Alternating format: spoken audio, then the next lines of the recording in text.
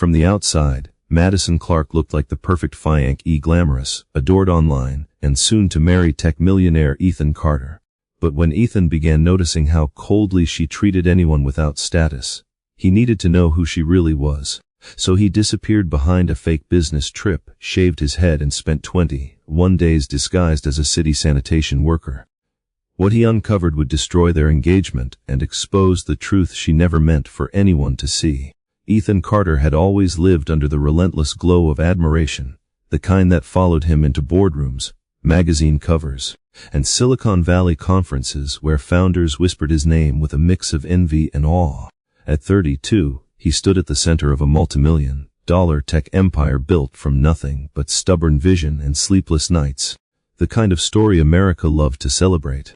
He was the polished face of innovation, sharp suits, calm confidence, the rare young CEO who actually listened more than he talked. His fiancée, Madison Clark, completed the picture in a way the public devoured: glamorous influencer, immaculate smile, stunning apartment overlooking San Francisco Bay. Together, they look a curated success story carved straight from an aspirational lifestyle ad. Their engagement announcement had nearly broken Instagram. But behind the filters, sponsorship deals, and perfect lighting, Ethan had begun to notice something he couldn't unsee. Something that scratched at the edges of his certainty, like a quiet alarm he tried and failed to ignore. It started as small observations, tiny, sharp cracks in an image too glossy to be real. A barista fumbling a coffee order at Blue Bottle, apologizing nervously, while Madison dismissed her with a cutting flick of annoyance. A hotel housekeeper kindly asking if she could clean the room, only to be brushed off as if she didn't exist. A waiter at a Michelin-star restaurant dropping a fork and receiving from Madison a look so icy it made Ethan's stomach tighten. He told himself everyone had bad days, that a single rude moment didn't define a person, but patterns did, and Madison's patterns were becoming impossible to ignore. What made it worse was how easily she transformed. In public, she was radiant, supportive, loving, gracious. When cameras were around or wealthy friends invited them to gatherings in Napa or Beverly Hills, Madison was a vision of poise. But when the people around her offered no benefit, no status, no audience, no advantage, her warmth evaporated. Ethan tried to rationalize it. Maybe she was stressed. Maybe her influencer career added pressure he didn't understand. But deep down, he knew none of those excuses fit. The real problem was simpler. She treated people according to the value she assigned them. And that value shifted drastically depending on whether someone stood above her or beneath her. The person he thought he loved, the woman he planned to marry at the Fairmont Hotel with 500 guests and a string quartet, was beginning to feel like a beautifully crafted costume, and costumes by definition had to be removed eventually. The breaking point arrived one Saturday morning as they were leaving brunch in Soma, enjoying the kind of sunlit day San Francisco rarely offered. A homeless veteran approached them softly, asking if they had spare change for food. Ethan reached for his wallet, or Madison reached for irritation. "Keep walking, Ethan," she said under her breath, gripping his wrist tightly enough that he felt her nails dig in. "Don't encourage people like that. People like that." The phrase sat heavy and sore in the air, a category she used as effortlessly as breathing. Ethan pulled his hand back, not from the veteran, but from her. He felt something shift inside him, not dramatic, not explosive, but final.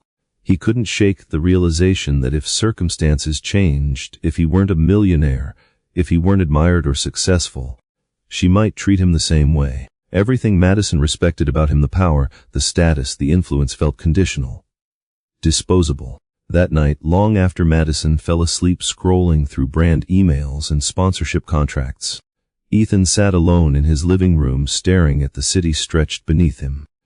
The Bay Bridge glowed like a silver spine against the water, the lights of downtown pulsing with life. But instead of feeling inspired, Ethan felt hollow, as if the success he had built meant nothing if he was choosing the wrong person to share it with. His mind replayed every interaction he had seen Madison have with people she believed were beneath her. He reviewed conversations, tone, body language, the effortless cruelty. He questioned how he had missed so much for so long. Was he blinded by her beauty? By convenience? By the comforting assumption that someone who treated him well must be good? It was a dangerous assumption, one he now knew he could no longer afford. He didn't want to marry an image. He didn't want to marry someone who performed kindness instead of possessing it. He needed the truth, not the truth she wanted him to see, but the truth of who she was when the world wasn't watching. And truth, he realized, required circumstances that stripped away advantage.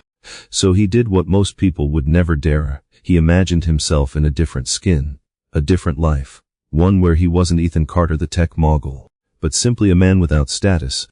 He wondered how Madison would treat someone like a sanitation worker, one of the city employees who swept leaves from sidewalks at dawn, who cleared trash bins along Market Street while people hurried past without a glance.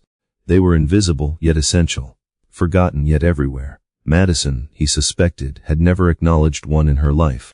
The idea came him slowly, absurd at first, then startlingly logical.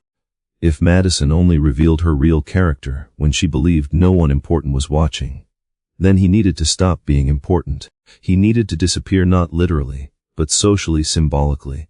He needed to become someone she had no reason to impress. The decision crystallized in a single breath. His heart raced, not from fear but clarity.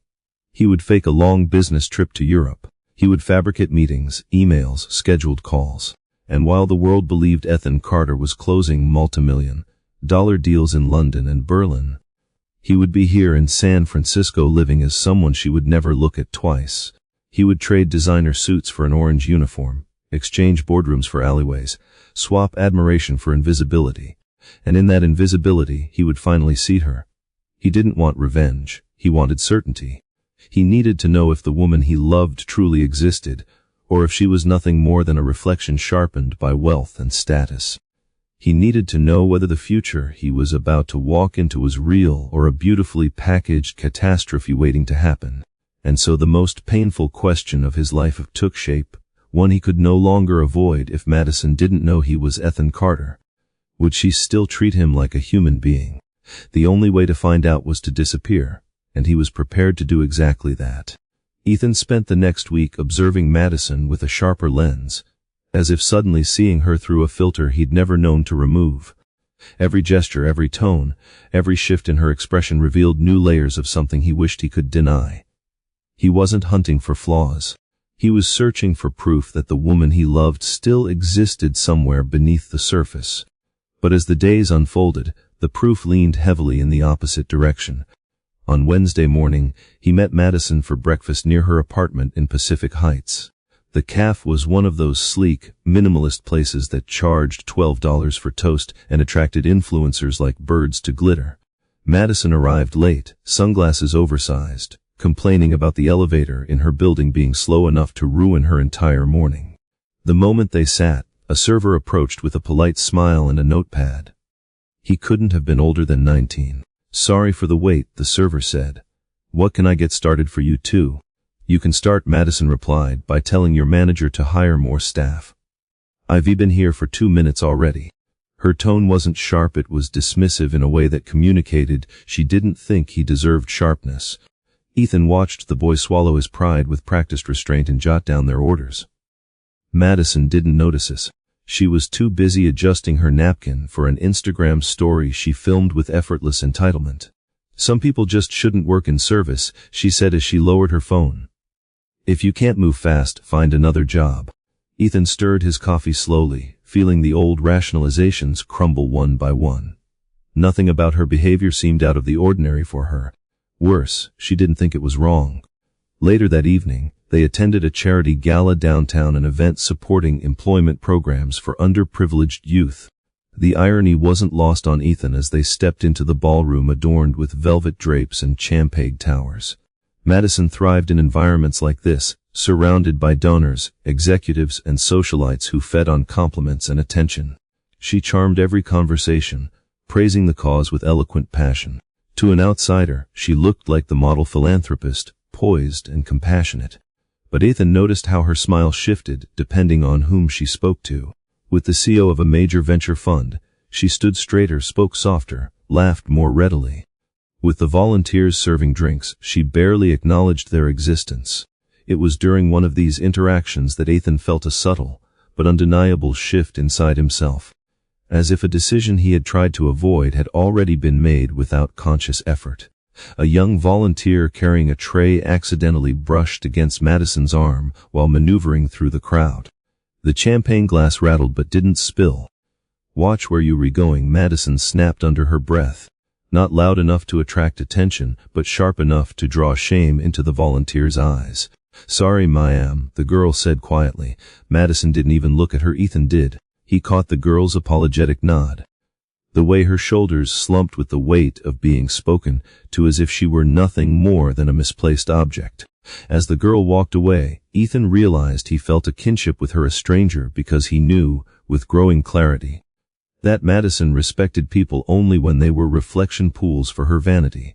Later, during the drive back to her apartment, Madison talked endlessly about the gala, how stunning her dress looked, how the lighting was perfect for photos, how many compliments she had received. She never once mentioned the mission of the event. "I'm thinking of asking for a new proposal," she said suddenly. "From the wedding planner. The ballroom theme just isn't giving what it needs to give." Ethan kept his eyes on the road. "What about the charity presentation? What about it?" She replied, scrolling through her phone. "You know, the kids the program helps," he said. "Did any of their stories stand out to you?" She shrugged. "I didn't listen that closely. Those things always drag on. Besides, it's not like I can fix the world." Her apathy wasn't loud, it didn't need to be. It echoed in the space between them, in the parts of him that once believed love could soften flaws. As they pulled into the valet lane outside her building, a man in a reflective vest jogged toward the car to open her door. He couldn't have been older than 35, with tired eyes but a warm, polite smile. Madison stepped out and handed him her bag with casual authority. "Hold this." She didn't say please. She didn't say thank you. She didn't look at him again. Ethan watched the man catch her bag awkwardly, then glance at Ethan with a small, embarrassed smile.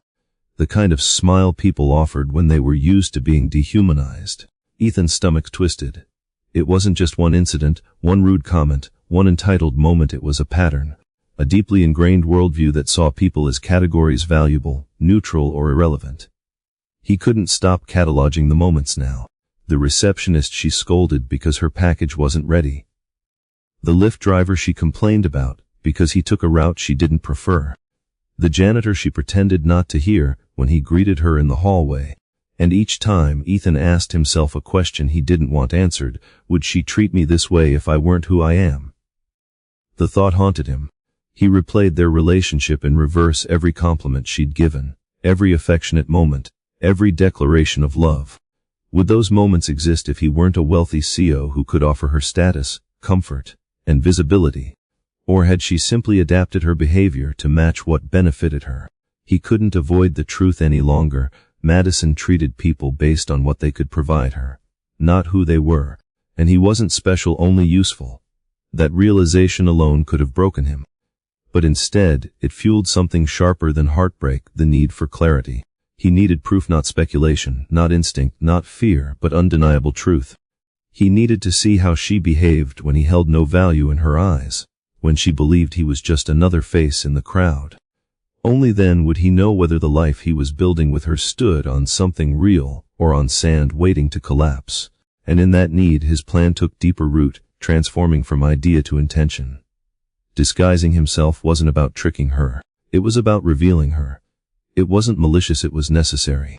Because what he couldn't justify was marrying a woman whose kindness depended on recognition, admiration, or gain. And if her love for him evaporated the moment his identity vanished, then it wasn't love at all. As Ethan drove home that night, city lights streaking across the windshield, he felt the weight of the coming weeks settle onto him. The test he was about to create would be painful for him more than anyone.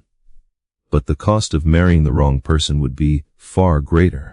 The truth, he realized, was worth everything, even if it destroyed the life he thought he wanted.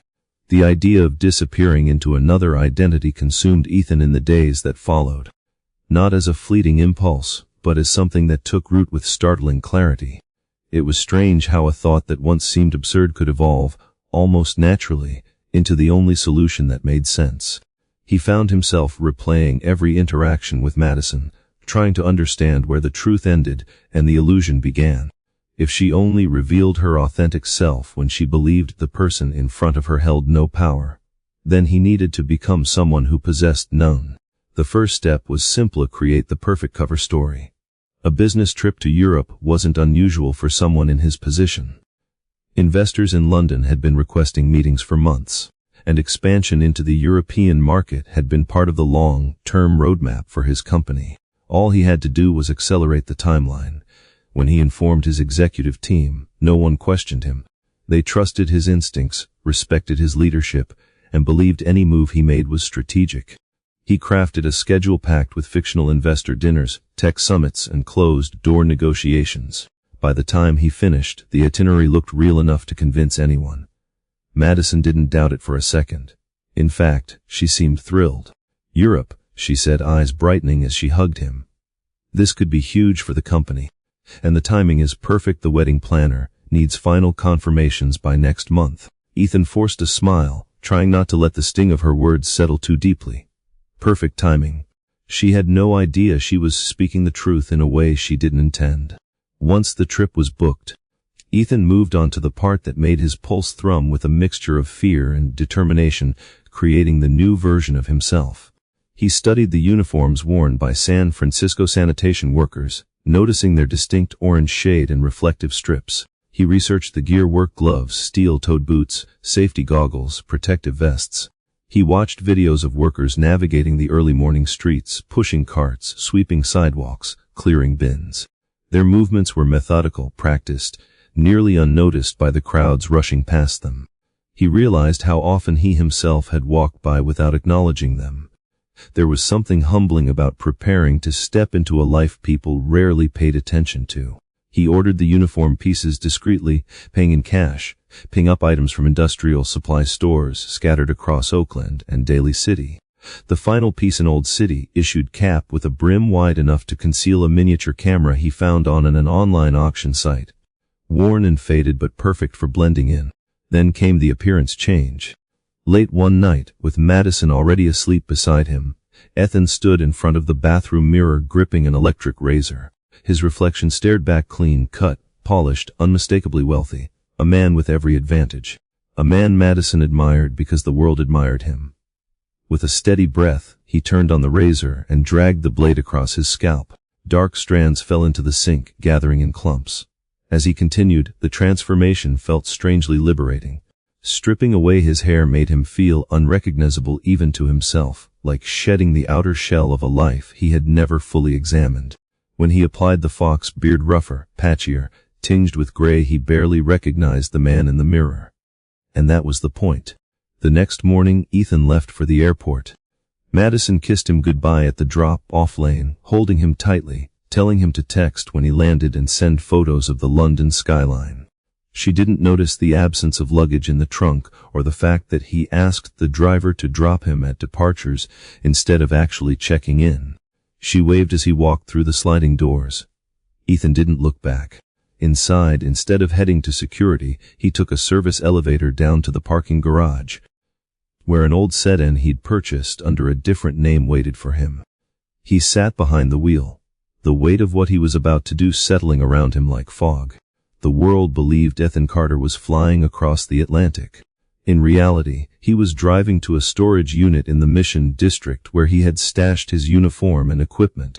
After changing clothes, applying the beard adhesive, and slipping on the city cap, he stepped out onto the street as someone entirely new. The contrast was immediate. The suit-wearing professionals who normally greeted him with nods of respect barely glanced at him now.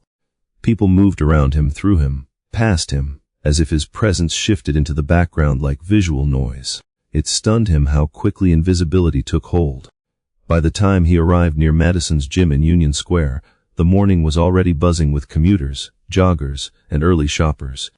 He pushed the sanitation cart he had borrowed from a city depot through the sidewalk, its wheels squeaking in a way that drew impatient looks from passers-by. No one recognized him.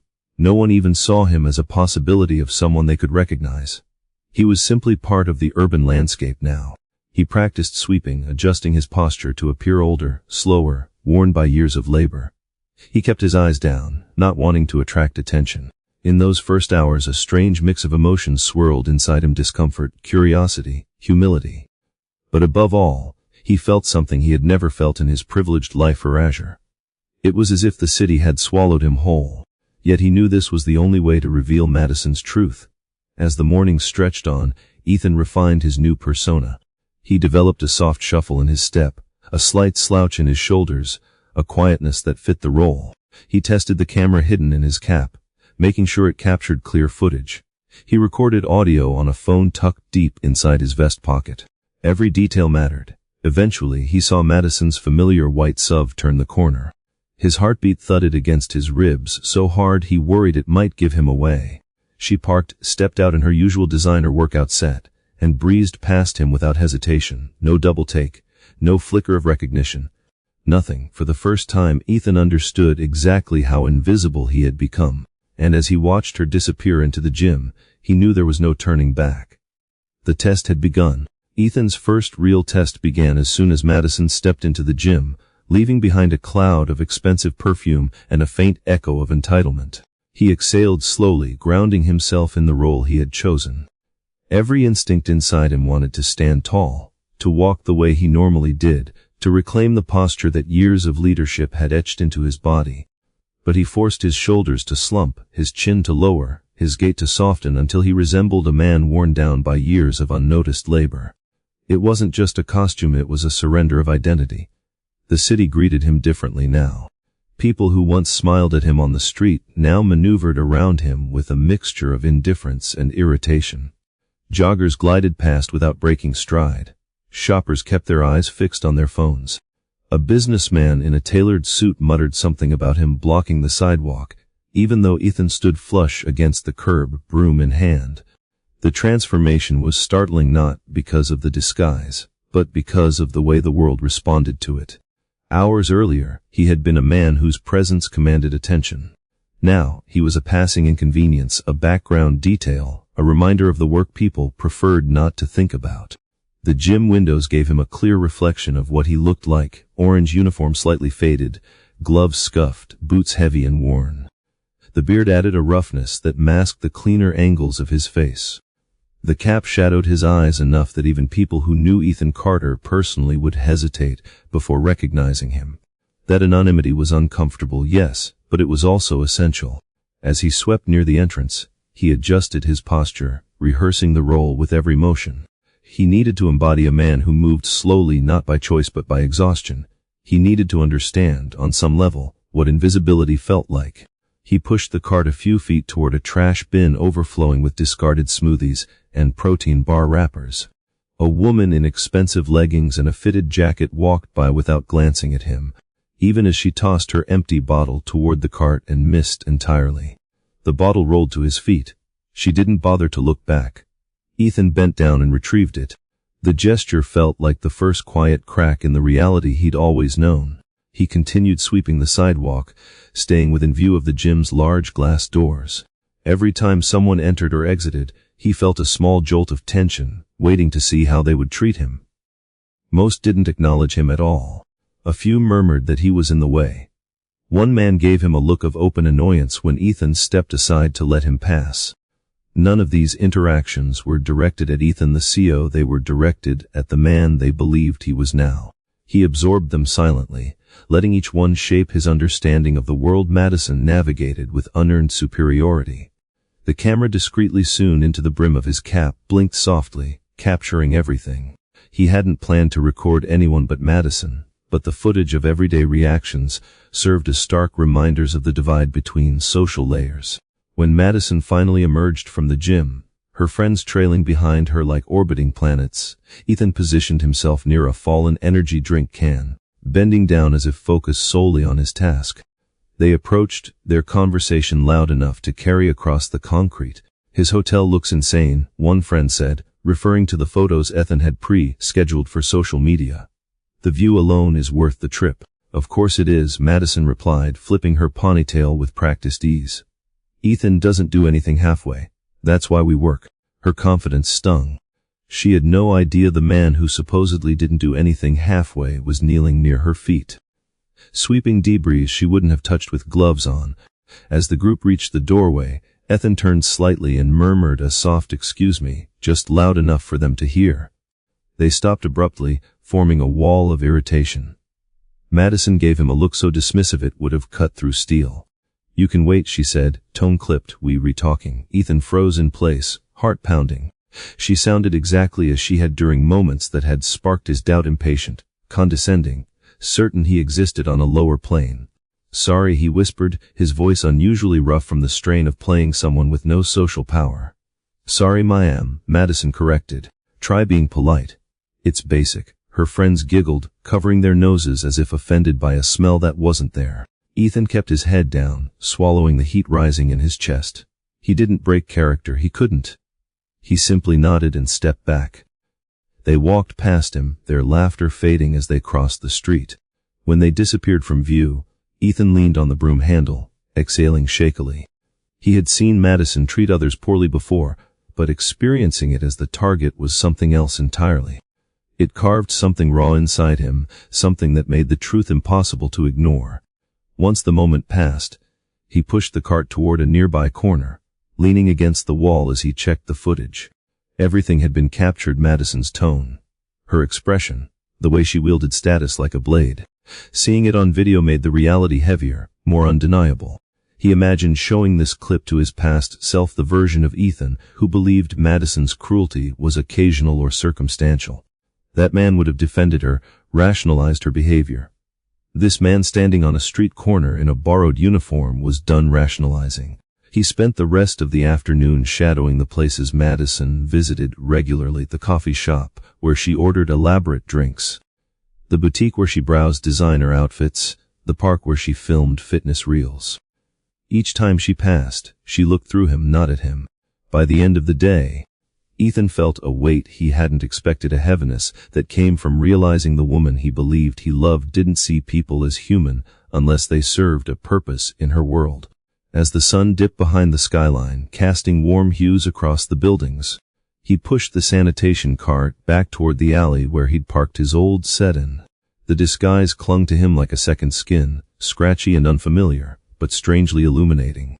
For the first time in his life, he was seeing Madison without the lens of romance, without the cushioning effect of charm, without the blinding light of admiration. He was seeing her exactly as she was, and the truth was only beginning to unfold. Ethan woke before sunrise the next morning. The kind of wakefulness that came not from rest but from a restless urgency persistent in the back of his mind. He sat in the driver's seat of the old sedan, letting the engine rumble beneath him as the sky shifted from slate gray to pale orange. Today would be the first full day he lived as someone else, someone Madison would never acknowledge unless she needed to move past him. His disguise from the day before still lay in the back seat: the orange uniform, the reflective vest, the battered gloves. Each item felt heavier than its actual weight, carrying the burden of a truth he feared he already knew. But he wasn't here to assume, he was here to witness. He dressed in silence, pulling on the boots that felt foreign on his feet, rougher than anything he was used to wearing. He secured the beard with adhesive, tugged the brim of the cap low enough to cast shadows over the familiar lines of his face, then stepped out onto the cold pavement. The shift from his true life to this borrowed one felt sharper today. Yesterday had been a trial, a first test, a glance into a world he'd never truly seen. Today was immersion. He pushed the sanitation cart toward the main street that led to Pacific Heights, the wheels squeaking over bumps in the sidewalk. Joggers made wide arcs around him as if the proximity of the uniform was contagious. Cars passed without slowing. People waiting for buses glanced at him only long enough to decide he wasn't worth a second look. He felt the weight of every dismissal like small stones collecting in his chest. He positioned himself outside Madison's apartment building just after 7 a.m., where he knew she liked to take her morning walk before starting her content filming for the day. He swept the sidewalk deliberately slowly, giving himself an excuse to stay in one place without appearing suspicious. Residents filtered in and out, young professionals in pressed clothes, wealthy retirees walking sleek little dogs, couples in athleisure gear carrying iced coffees. Every one of them moved around him as though he were part of the infrastructure, like a traffic cone or a street sign, present but unnoticed. The first real test came when a woman in a designer jacket dropped a pastry wrapper right at his feet. She made direct eye contact with him while doing it, as if silently daring him to object. Then she turned away, joining a group of neighbors without a flicker of thought. Ethan bent down, picked the wrapper up, placed it in his bin, and felt a bitter taste rise in his throat. Not because she had littered people did that all the time, but because she assumed he had no voice to question her. But he wasn't here to confront anyone. He was here to observe. At 7:20, Madison finally stepped out of the building wearing a fitted windbreaker, leggings, and sunglasses so large they covered half her face. She looked polished and serene, the kind of beauty that photographs effortlessly. She held a smoothie in one hand and her phone in the other, talking loudly to someone on speaker. "No, the florist still isn't getting it right," she said, her tone clipped. "The arch needs more volume. I don't care how many roses that means, just fix it." Ethan swept slowly as she passed, keeping his eyes lowered. He heard her footsteps hesitate, then stop. He turned just enough to see her frown. "Ugh," she muttered, waving a hand in front of her face as if brushing away an odor. "They really need to keep these guys over on another block." The comment was aimed at no one in particular, but it was meant to be heard. She continued walking without acknowledging him further. Her words hit harder now that he was the one wearing the uniform she despised. He had heard people make insensitive remarks before, but hearing it from the woman he once planned to marry directed at him, unseen and unaware, burned in a way he wasn't prepared for. As he followed the route her morning walk normally took, he stayed several paces behind. She filmed segments of her day on her thoughts of the morning sun, her shoes hitting the pavement, her smoothie, the city skyline, and in between each curated moment, she had small bursts of frustration. A cyclist who passed too close, a dog that barked, a construction worker who didn't move quickly enough when she wanted a cleaner background for filming. She never lost composure on camera. Off camera, her face tightened, her patience thinned, her comments sharpened. With each passing moment, Ethan felt himself stepping deeper into a truth he had tried to avoid acknowledging. She only performed kindness. After her walk, Madison stopped at a cafe she visited daily, a quaint place known for its artisanal pastries and perfect lighting. Ethan positioned himself near the bike rack outside, sweeping leaves. He watched through the window as Madison interacted with the staff. With the manager, she was sugary sweet, complimenting his latte art, asking about new menu items. When he stepped away and a young barista approached, she dropped the smile instantly. "This is lukewarm," Madison said, sliding the cup back with a sharp tap. "Can you remake it? And please, try not to over-steam the milk this time." The girl nodded quickly, apologizing, cheeks reddening. Ethan felt his jaw tighten. He wanted to step forward to intervene, to remind Madison that people were not tools for convenience. But his disguise kept him in place, forcing him to watch her as the person she truly was, not the polished version she pretended to be. When Madison exited the cafe, she brushed past Ethan, knocking lightly against his arm with zero acknowledgement. Her sunglasses hid her eyes, but her posture suggested she didn't consider the contact important enough to mention. "Be more careful," she murmured, not to him, but about him. He held his breath as she strode down the sidewalk, unaware of the man behind the beard and uniform who had once held her heart. By late morning, Ethan had followed her through 3 more errands: a boutique, a skincare appointment, and an outdoor patio brunch with friends. Each location revealed the same pattern she charmed upward and dismissed downward. Her friends were no better, each mirroring her energy, making quiet comments about service workers and strangers passing by. But the moment that carved itself deepest into Ethan's memory occurred outside the boutique.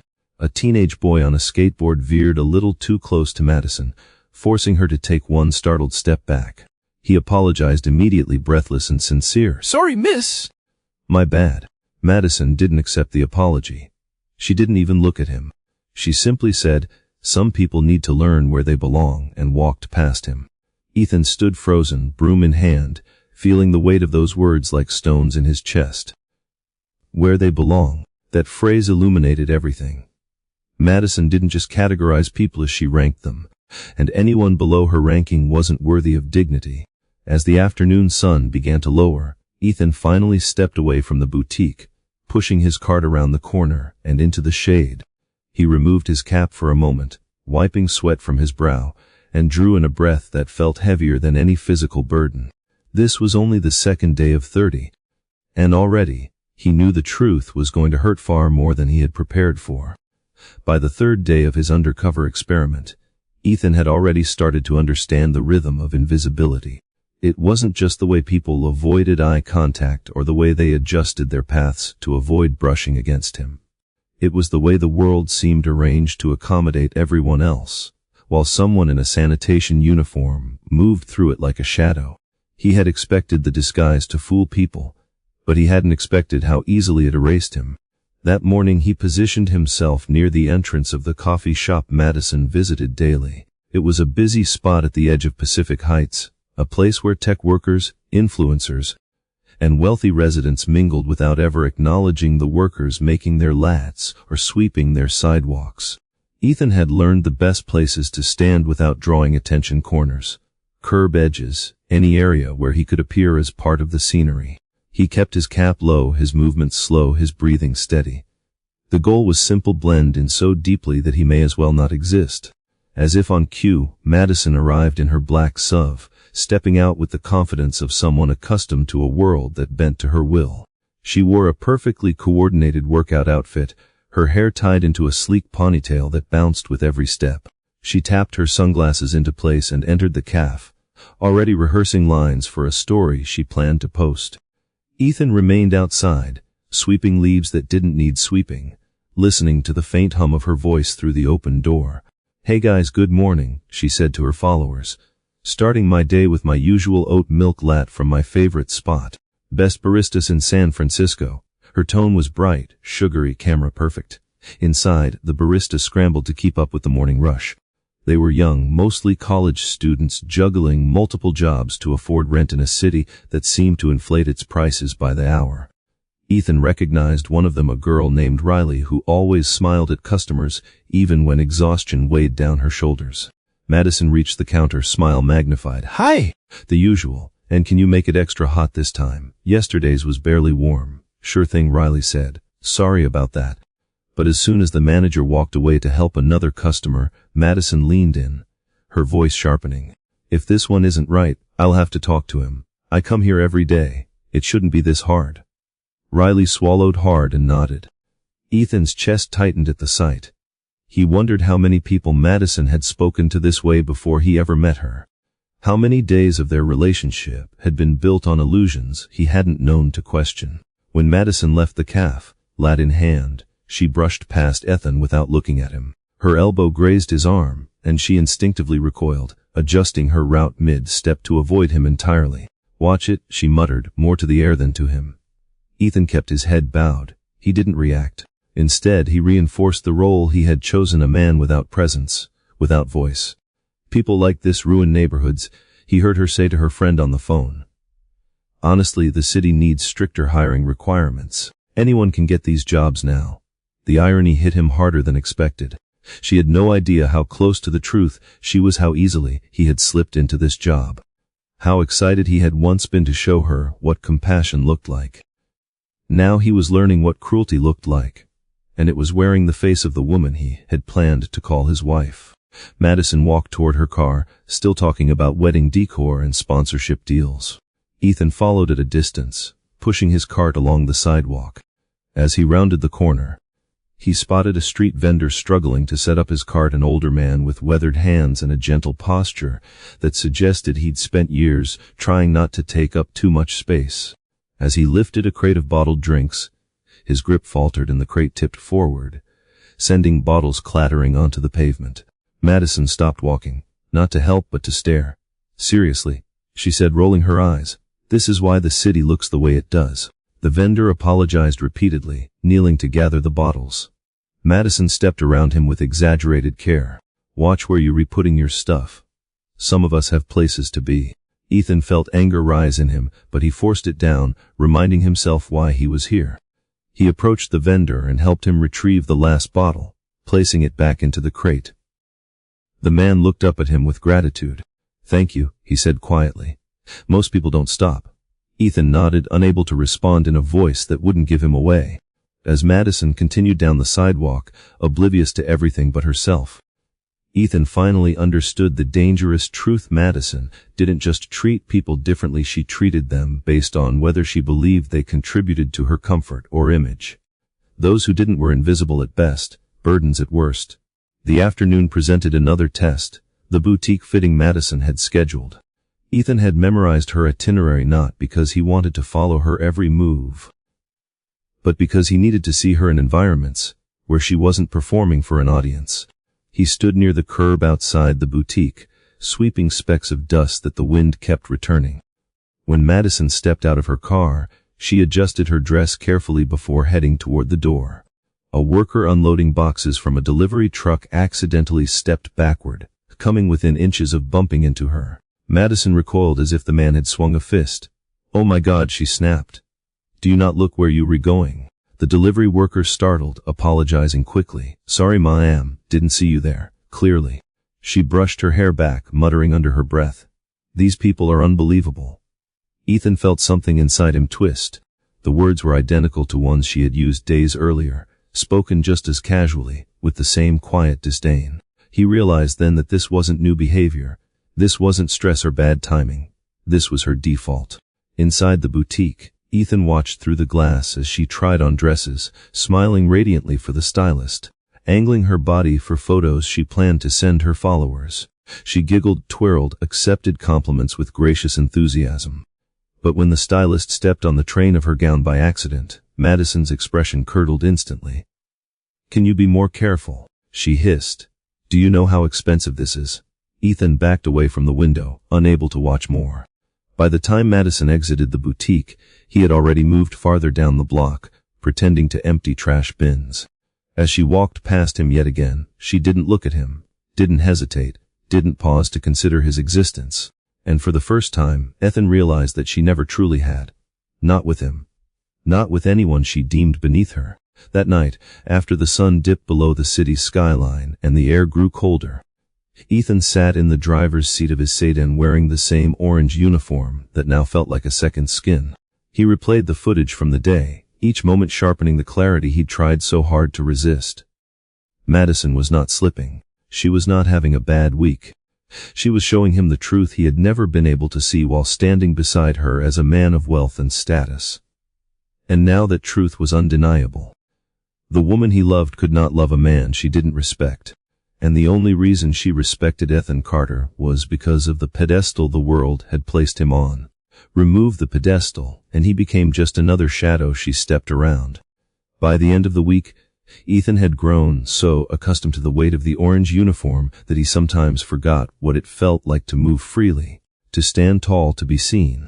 Every morning began with a quiet ritual, slipping into the disguise, tugging the cap low, adjusting the beard, and reminding himself that the truth wasn't going to reveal itself by coincidence. He had to seek it. He had to stand where Madison walked, exist where she lived, and watch how she treated the world she believed existed solely for her. Day 5 brought an unexpected shift, not in her behavior, but in his understanding of it. He had followed Madison to the waterfront area in the Marina District, where she often met her friends for brunch or content shoots. He knew the routine as she would park her luxury SUV, greet her friends with exaggerated enthusiasm, then glide through the neighborhood as though it existed purely as a backdrop for her curated life. Today was no different, at least, not at first. Ethan positioned himself near the outdoor seating of a trendy cafe, sweeping fallen leaves while staying within her peripheral world, but outside her awareness.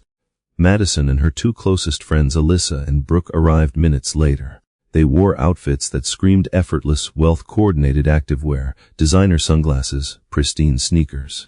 Their voices carried across the sidewalk, loud but rehearsed, like a performance for an invisible audience. "I swear, the city is turning into a mess," Alyssa complained as they approached the entrance. "You can't go anywhere without running into people." Her glance swept over Ethan. A subtle wrinkle of her nose followed. Madison chimed in without hesitation. "I told the building manager the same thing. You should have seen the way one of their workers looked at my car the other day. I told him to step back because I wasn't about to let someone scratch a $90,000 vehicle." Brooke laughed. "Well, that's what you get when the city hands out jobs without requirements." Ethan kept sweeping, each word embedding itself into him with slow, deliberate force. He had thought he was prepared for this level of callousness from Madison. But hearing her shape the narrative, twist the story he'd lived from her vantage point of entitlement, felt like something cracking inside him. As the women sat down, the server approached a young man with an easy smile and a notepad in hand. "Good morning, ladies. What can I get started for you today?" Madison didn't bother looking up from her phone. "We'll need a minute," she said. The server nodded politely and stepped away. Not 30 seconds later, Madison huffed as if offended by the mere existence of waiting. "Why is service so slow? These places hire anyone." Brooke leaned in. "Didn't you complain here once before?" "Twice," Madison replied. "The manager told me they'd handle it, but clearly nothing has changed." Ethan watched the server glance their way with apprehension before returning to take their order. He smiled again, genuine, hopeful, but Madison received him as if he were beneath the surface of the earth. When the server left, the conversation shifted. Not toward kindness, not toward gratitude for anything in their privileged lives, but toward gossip, specifically about Ethan. "So," Brooke said, lowering her voice conspiratorially, "how's life as the future Mrs. Carter? Are you freaking out yet?" Madison smirked honestly. "No. I mean, Ethan's great and everything, but I'm not marrying him just to sit around and be a wife. I need the platform, the access. He understands that." Alyssa raised an eyebrow. "And if he didn't," "Please," Madison scoffed, "he will. Men like him always do." Ethan's hands tightened around the broom handle. The ground felt unstable. He had suspected she valued status, but hearing her say it so openly, without hesitation, carved a new wound. The brunch continued, each moment confirming what he feared. Madison treated respect as a currency, handed out only to those she deemed worthy and withheld from everyone else as if dignity were hers to ration.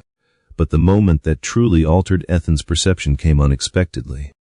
A mother with a stroller approached one of the tables, maneuvering awkwardly around the crowd. As she passed Madison's table, one of the stroller's wheels caught on a crack in the pavement, causing a slight jolt that shifted Madison's purse on the chair beside her. A minor inconvenience, nothing more. But Madison reacted as if the woman had crashed a freight train into her. "Watch what you're redoing," Madison snapped, the mother startled. "I'm so sorry, these sidewalks can be unforgiving." "Then lift the stroller," Madison retorted. "Or don't bring it to crowded cafes." The woman blinked, stunned. "I didn't mean just move," Madison said, dismissing her with a flick of her hand. The woman apologized again, adjusting the stroller and continuing down the sidewalk with embarrassment painted across her face. Ethan's chest tightened. He had once imagined what Madison might be like as a mother, how she might handle a crying baby or a chaotic morning. Now he feared he had narrowly avoided a life built on emotional cruelty. The rest of brunch was just noise. Laughter that wasn't real, conversation that didn't matter, complaints that reflected privilege disguised as struggle. When Madison and her friends finally left the cafe, Ethan continued following from a distance. His steps felt heavier, as if each one sank deeper into the reality he wished he hadn't discovered. The next stop on their routine was the boardwalk, where Madison often filmed fitness videos. Today, Ethan stood far enough away to avoid recognition but close enough that his camera captured every shift in tone, every flicker of expression. Between takes, Madison snapped at strangers who wandered too close to her frame, rolled her eyes at a jogger who breathed too loudly, and lectured a teenage boy who accidentally walked behind her shot. "Do you not see I'm filming?" she snapped. The boy, no older than 16, apologized softly. "Sorry. Just pay attention," she said, as though speaking to someone beneath comprehension. Ethan noticed the boy linger behind her after she turned away, confusion and hurt written across his face. It was a look Ethan now recognized, deeply the look of someone who'd been treated as though they didn't matter. At dusk, Madison and her friends finally said their goodbyes and headed to their cars. Ethan stood near the edge of the parking lot, sweeping gravel that didn't need sweeping, watching Madison adjust her hair in the car window before getting inside. She never once noticed him, and for the first time since this experiment began, Ethan felt something shift from observation to certainty. This wasn't a case of Madison having bad days or stressful moments. This wasn't a temporary lapse in character. This was her character. He felt it like a cold, settling truth in his bones. As her SUV pulled away, Ethan stood under the fading light, still in uniform, still unseen. The broom hung loosely in his hand, and he realized something devastating. Madison didn't treat him differently because he was disguised. She treated him exactly the way she treated anyone she didn't believe could elevate her world. In her eyes, he wasn't just invisible. He was insignificant, and love, real love, could never grow in soil that shallow. By the 6th day, Ethan had memorized the predictable rhythm of Madison's routines, but nothing about witnessing them felt predictable anymore. Each moment revealed new layers of how she navigated the world, effortlessly admired from above, casually cruel toward those beneath her. Still, he hadn't yet seen how far her entitlement could stretch. That changed the morning he followed her to the nail salon on Fillmore Street, a chic, glass-fronted boutique that catered to influencers and wealthy residents alike. Ethan arrived early and positioned himself across the street, sweeping fallen petals from decorative plants. The salon's interior glowed with soft lighting, elegant chairs, and pastel decor, everything designed to soothe the privileged. Yet beneath that polished calm, he knew the truth often surfaced when people weren't performing. When Madison arrived, she breezed into the salon like a gust of curated confidence. Her friends greeted her with air kisses, quick praises about her outfit, compliments on her skin tone, her hair, her accessories, an echo chamber of approval. Madison thrived in that environment, her smile widening, her posture straightening, her voice brightening with the confidence of someone surrounded only by those who fed her image. Ethan swept slowly, watching through the wide front windows as she sat with her friends, scrolling through her phone while a nail technician approached. The technician, Carla, was a soft-spoken woman in her 20s with steady hands and kind eyes. Ethan had seen her before and recognized the quiet exhaustion in her movements. The exhaustion of someone who worked long hours in a job where smiles were expected but rarely returned with sincerity. As Carla began preparing Madison's manicure station, Madison's tone shifted instantly. "Can you not put the towel like that?" she said sharply. "It's wrinkled, it looks sloppy." Carla blinked and smoothed the towel again. "Of course. Sorry about that. And can you make sure my nails are shaped almond, not oval? Last time it wasn't quite right." Her voice wasn't loud, but it carried the weight of someone accustomed to immediate obedience. Carla nodded quickly, offering Madison a small, professional smile. Ethan felt the familiar twist in his stomach, the same twisting sensation he'd felt when Madison scolded the barista, the server, the mother with the stroller, the delivery worker. The pattern was beyond coincidence. It was who she was. Inside the salon, Madison's friends gossiped while technicians worked on their nails. Brooke showed a screenshot of Ethan's staged hotel view from London. "Look at this," she said. "You really hit the jackpot, Mads." Madison laughed softly, flicking her newly filed nail. "I know, it's like, who else was I supposed to date? I'm not wasting my time on someone who doesn't have goals." Ethan forced himself to keep sweeping, keep breathing, keep recording. He reminded himself that the truth wasn't here to comfort him. It was here to free him. A few minutes later, the incident that defined the day unfolded so quickly that Ethan almost didn't process it until it was over. Carla approached with a set of polished bottles. As she arranged them, one slipped from her hand and rolled across the table, tapping lightly against Madison's wrist. It didn't spill. It didn't stain. It barely touched her. But Madison reacted as though Carla had shattered glass over her lap. "Are you kidding?" she snapped, jerking her hand back. "Can you be more careful? Do you know how much this outfit cost?" Carla's face flushed. "I'm really sorry. It didn't spill, it touched me," Madison cut in. "That's enough." Her friends watched with wide eyes, nodding in agreement, their silence aligning with Madison's indignation. Carla bent to pick up the bottle, her hands shaking slightly. "I can redo anything if it's out of place." "It's not about redoing," Madison interrupted sharply. "It's about professionalism." The salon fell into a hush, every worker sensing the invisible shift in the air, a shift that always came when someone important chose someone powerless to be the target of their frustration.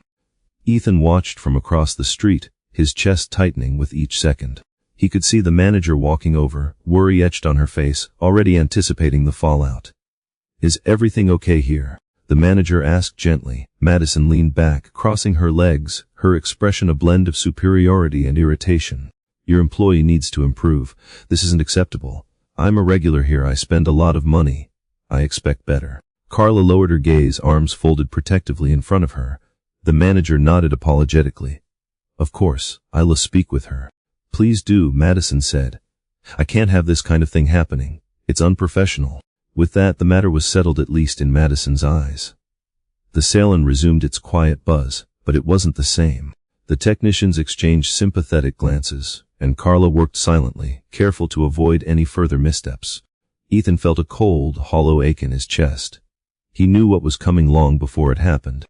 When the shift ended that afternoon, he watched as Carla stepped outside still wearing her apron, her eyes red and swollen. She clutched a small envelope, in her hand a final paycheck. She walked quickly, as though afraid someone might see her fall apart. Ethan approached her quietly, not too close, not enough to break character, but enough to offer a simple gesture. He held out a bottle of water from his cart. Carla hesitated, then accepted it with shaky hands. "Thank you," she murmured. "Tough day." Ethan rasped in his altered voice. Carla exhaled. "I just got fired. The manager said a client complained about me, said I wasn't attentive enough." She shook her head, voice cracking. "I work 10-hour shifts. I try so hard. And one bad moment, one tiny mistake, and that's enough for someone like her to ruin my job." Ethan didn't speak. He couldn't without risking the disguise. But the rage building inside him was almost uncontrollable. Carla wiped her eyes. "People don't understand what it's like in jobs like this. One complaint from someone with money, and that's it, you're gone. No questions asked." She offered him a faint, tired smile. "Thanks for listening." Then she walked away, shoulders slumped. Her life changed because Madison couldn't tolerate a harmless accident. Ethan's pulse hammered as he watched her disappear down the street. The footage captured every detail: Madison's disdain, Carla's fear, the manager's resignation. It was all right there, proof of how easily Madison destroyed lives she deemed insignificant. As the sun dipped behind the tall buildings, Ethan leaned against his sanitation cart, the cool metal grounding him as waves of anger, disappointment, and clarity surged through him. He had wondered whether he was being too harsh on Madison, whether stress or circumstance played a role. But now he understood without question: Madison didn't lose control. She exercised it. She didn't make mistakes. She revealed herself. And Ethan saw, perhaps more clearly than ever, that he had been in love with an illusion, a version of Madison that only existed when she had something to gain from kindness. The truth, heavy and undeniable, settled over him like dusk.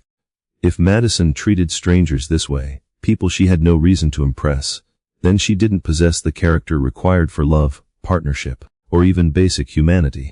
Ethan tightened his grip on the broom handle, feeling the cold rubber beneath his fingers. This experiment wasn't just exposing Madison. It was exposing everything he needed to know about the life he almost walked into. And the more the truth unfolded, the more he understood a painful reality. Madison wasn't someone who slipped occasionally into cruelty. Cruelty was her foundation. And he had 13 more days to watch that foundation crumble. Ethan had prepared himself for cruelty, carelessness, and classism. But he hadn't prepared himself for betrayal, not the kind that came through insults or entitlement, but the intimate kind. The kind that rewrote every moment he'd shared with Madison. The kind that forced him to see his past not as memories, but as warning signs.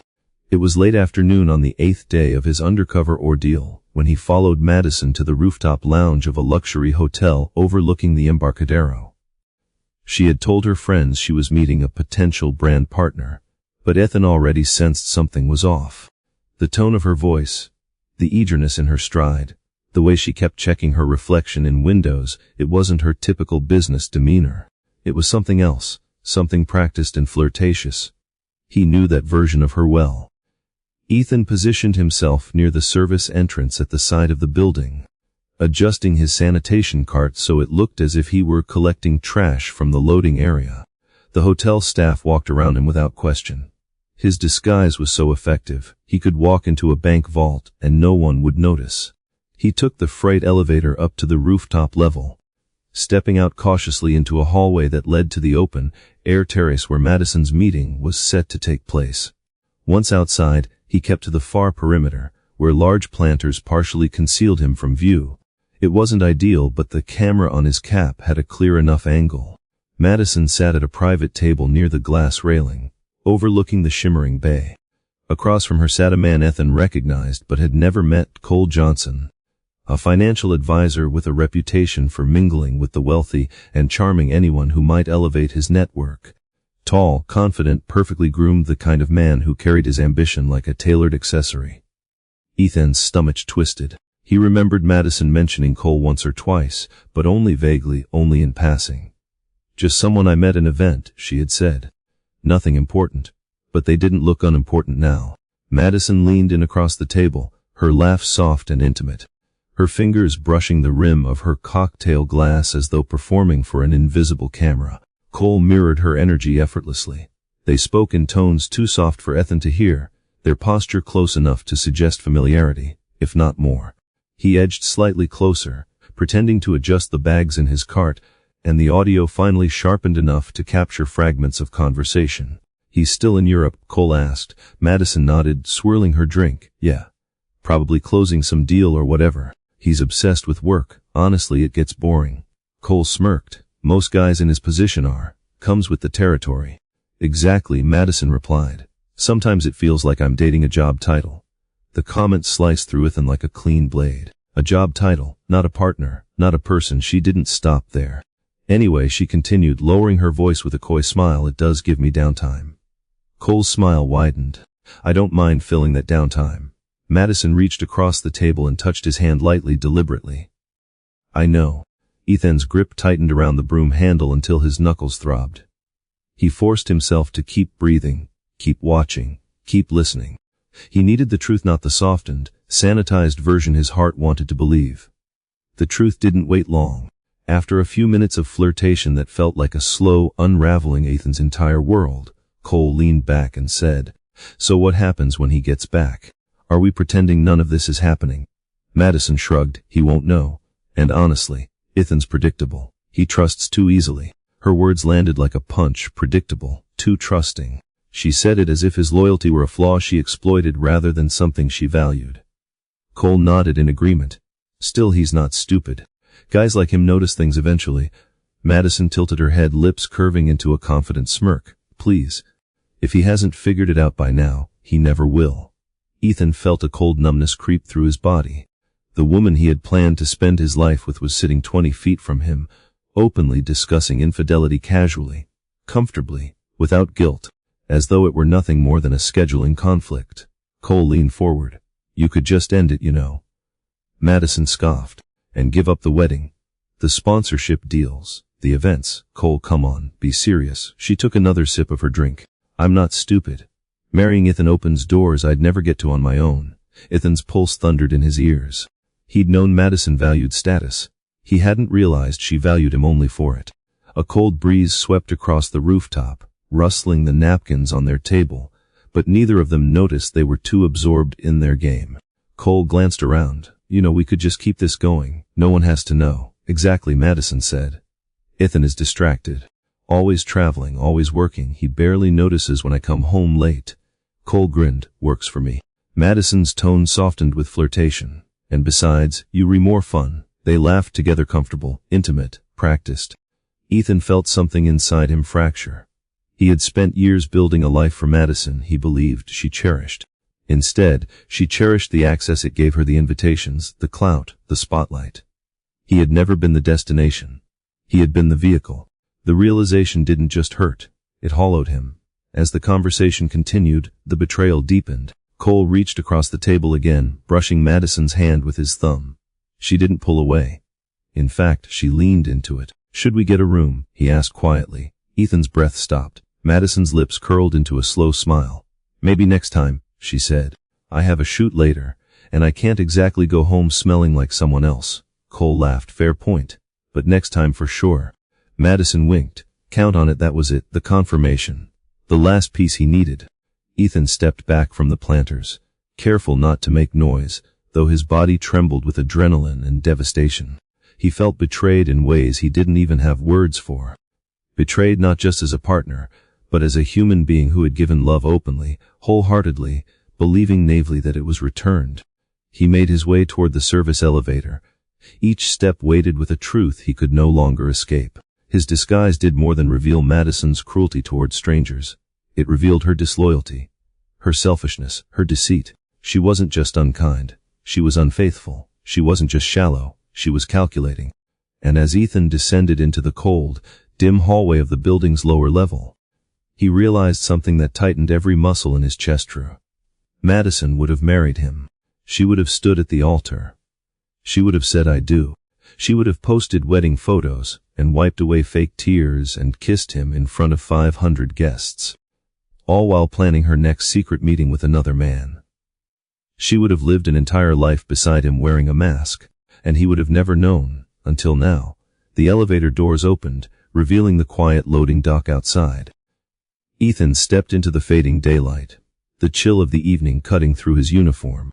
For the first time since this ordeal began, he felt the full weight of everything he stood to lose and everything he had almost lost without realizing it.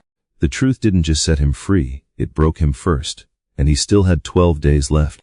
Ethan didn't sleep that night. He sat in the driver's seat of the old sedan, parked beneath a flickering streetlight a few blocks from the hotel where he had watched Madison flirt with another man hours earlier. The city buzzed around him, but it felt distant, muffled, almost unreal. It was as if San Francisco had become a postcard he no longer recognized. His mind replayed the rooftop scene on a loop, not the words alone, but the tone, the expressions. The ease with which Madison slipped into betrayal as though it were part of her daily routine. That ease haunted him more than anything. Betrayal was one thing. Comfort with betrayal was something else entirely. He stared at his reflection in the rearview mirror, at the bearded hiss still clinging to his jaw, at the shadows beneath his eyes. The disguise felt too real now. It wasn't just hiding his identity, it was showing him a version of himself he didn't know how to process. A man outside his own life. A man watching his world collapse from a distance. He had always believed that truth was a gift, even when it hurt. But this truth burned in a way that made him question everything he had built: his relationship, his judgment, his future. As dawn crept across the sky, painting the edges of the city in gold, Ethan finally pulled himself together. The experiment wasn't over. There was more to see, more to confirm, more to understand. Betrayal wasn't something he could bury or dismiss, but it was something he could document. And that documentation would eventually become the boundary between his past and whatever came next. He put on the uniform again, piece by piece, the way a soldier might put on armor before a battle he didn't want to fight.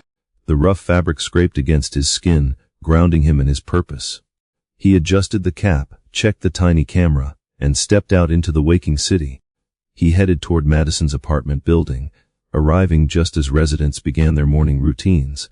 The sidewalks were alive with dog walkers, cyclists, commuters clutching coffee as they hurried toward their offices.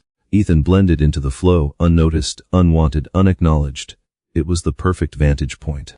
When Madison finally emerged, she looked radiant, effortlessly polished, as though she hadn't spent last night entertaining another man's touch.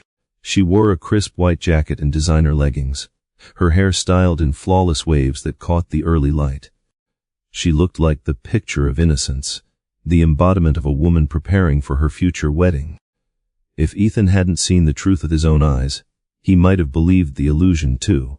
She greeted the doorman with a bright smile, thanking him for holding the door. Her charm suddenly revived now that someone she deemed useful stood before her. But when she passed Ethan sweeping the edge of the walkway, her entire demeanor shifted. The smile evaporated, her posture tightened, her eyes narrowed with irritation. She angled her body away from him as though something about his presence disrupted her morning. Why do they let people like this linger near the entrance? She muttered under her breath, loud enough for him to hear. It ruins the atmosphere. Ethan's grip on the broom tightened. Last night's betrayal had changed something inside him, not in a way that made him lash out or reveal himself, but in a way that made the cruelty cut deeper. Now that he understood her loyalty was conditional, her disrespect toward strangers felt even more monstrous. Not only did she lack compassion, she lacked integrity. She lacked sincerity. She lacked the very foundation required to care for another human being. He followed her from a distance as she made her way toward a boutique fitness studio in the Marina district. He knew the routine by heart now. She'd enter the studio with a rehearsed smile, film a few clips for her followers, complain about something minor, then exit pretending the world existed to accommodate her. But today carried a tension in the air that he couldn't explain, something unsettled, something shifting beneath the surface. Inside the studio, through the large front windows, he watched her interact with the instructor. With him, she was sweetness and light, offering compliments and playful jokes. But when another client accidentally brushed her shoulder on the way to the locker room, Madison's face tightened with instant disdain. She muttered something under her breath, something bitter, something sharp. Ethan didn't need the audio to understand it. He had memorized the cadence of her contempt. After the class, Madison lingered outside texting fiercely. Ethan knew who she was texting: Cole. He watched her smile down at the screen, watched her bite her lip in that subtle, flirtatious way she once reserved only for him. His heart tightened. He reminded himself why he was still here. He needed proof. He needed clarity. He needed to see the full picture of the woman he had nearly tied his life to. When she finished texting, she walked toward a nearby park. Ethan followed at a steady distance, pushing the cart as naturally as he could. Children played by the fountains. Dog owners chatted by benches. Elderly couples fed pigeons in quiet companionship. Madison walked through the scene as though none of it touched her, as though she were moving through a staged set built solely for her content. She stopped near a bench to adjust her hair for a photo. As she posed, a homeless man approached, asking softly if she had spare food. Madison didn't flinch. She didn't step back. She didn't act afraid.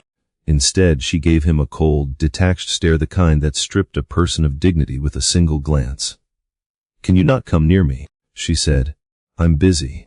The man apologized and stepped away, but she wasn't done. "Seriously. This city lets anyone roam around. It's unsafe and disgusting." Her friends weren't here. Cole wasn't here. No cameras were running. This was the unfiltered version of her. Ethan felt something inside him harden. A clarity stronger than pain, sharper than betrayal, more final than heartbreak. Her cruelty wasn't incidental, it was instinctive, natural, effortless. As the homeless man walked away, Ethan stepped forward with his cart. The man glanced at him and offered a tired smile, the kind that carried more humility than Madison had shown in 8 days. Ethan nodded back. It was the smallest exchange, but it grounded him more than anything else had in days. Madison continued her walk, oblivious to the devastation she had left hanging in the air. She filmed another segment for her followers, switching instantly into the cheerful tone they adored. The contrast was jarring. Ethan realized then that Madison didn't just live a double life, she embodied one. What she showed the world was a performance. What she showed the powerless was the truth. And Ethan had spent years believing the performance because he had never been powerless in her presence until now. He followed her as she returned to her car, capturing everything on camera, the way she adjusted her smile when passing someone she wanted approval from, the way her face hardened when passing someone she considered beneath her. By the time she drove away, Ethan stood motionless on the sidewalk, leaning on his broom, the weight of truth settling into his bones. Madison wasn't just unkind, she wasn't just entitled, she wasn't just disloyal. She lived with two faces and only one of them was real. And now Ethan knew exactly which one it was. The experiment had begun as a test. Now it was becoming a reckoning. The day Ethan chose for the confrontation wasn't random.